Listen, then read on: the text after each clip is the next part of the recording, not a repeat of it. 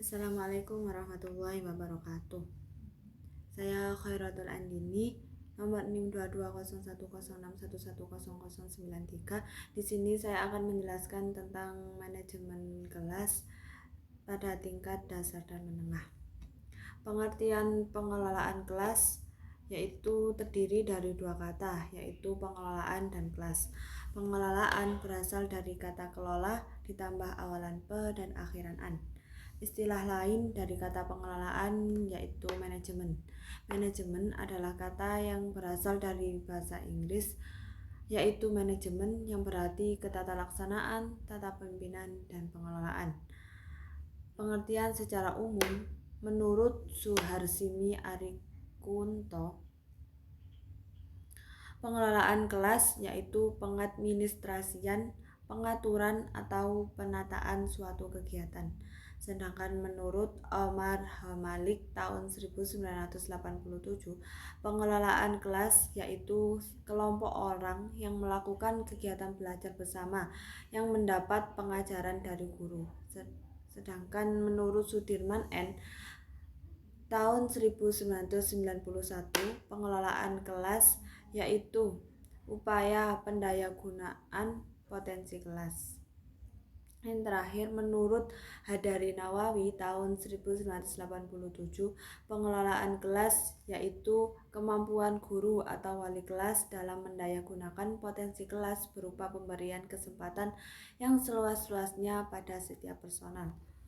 Tujuan pengelolaan kelas menurut Suharsini Arikunto yaitu agar setiap anak di kelas dapat bekerja dengan tertib sehingga tercapai tujuan pengajaran secara efektif dan efisien.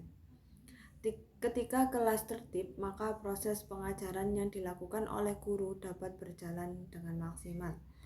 Tujuan pembelajaran dapat dicapai secara maksimal pula. Pengertian manajemen kelas. Manajemen kelas dapat diartikan sebagai ilmu dan profesi. Dikatakan sebagai ilmu oleh Ruther Gulick karena manajemen dipandang sebagai suatu bidang pengetahuan yang secara sistematis berusaha memahami mengapa dan bagaimana orang yang bekerja. Fungsi manajemen kelas ada 4, yaitu yang pertama merencanakan, yang kedua mengorganisasikan, yang ketiga memimpin, dan yang terakhir mengendalikan. Faktor pengelolaan kelas ada beberapa. Yang pertama yaitu tipe kepemimpinan guru, yang kedua sikap guru, yang ketiga suara guru, yang keempat pembinaan hubungan yang baik dengan siswa. Terdapat pula masalah-masalah dalam pengelolaan kelas. Yang pertama, masalah yang ada dalam wewenang guru bidang studi. Seorang guru yang mengelola proses pembelajaran dituntut untuk dapat menciptakan, memperhatikan, dan mengembalikan iklim belajar pada kondisi belajar mengajar yang menguntungkan. Yang kedua, masalah yang ada dalam wewenang sekolah. Masalah yang terjadi dalam sehari-hari terkadang tidak hanya dalam lingkup pengelolaan kelas yang memiliki wewenang untuk menanganinya.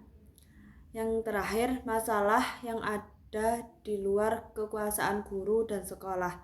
Dalam mengatasi masalah-masalah yang ada di luar kekuasaan guru dan sekolah yang dapat terlibat antara lain yaitu orang tua, lembaga-lembaga yang ada dalam masyarakat seperti Karang Taruna, bahkan para penguasa dan lembaga pemerintahan setempat. Terima kasih. Sekian penjelasan materi kedua. Wassalamualaikum warahmatullahi wabarakatuh.